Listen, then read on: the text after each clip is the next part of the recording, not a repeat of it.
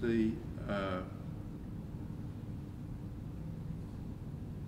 again, for the first billion and perhaps longer than that, all life was both unicellular and lacking a true nucleus. There were the two forms that Woese has developed an understanding of: the true bacteria, eubacteria, and the archaea.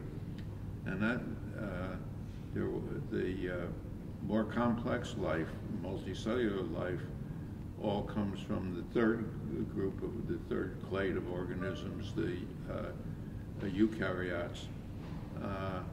Where they were during this time, I don't know. I'm not sure anybody knows. But the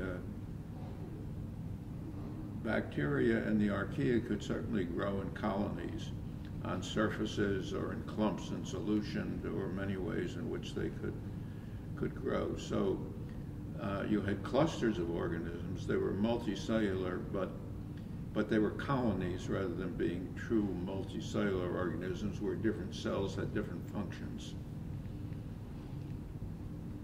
Okay, so we're still in a haze in terms of when those branching occurred. There's something like 1 or 2 billion years in there that I'm a little uncertain of. That is to say, we had the bacteria and the archaea, and we understand that they grew in suspension, in solution, or on surfaces, and that's fine. But then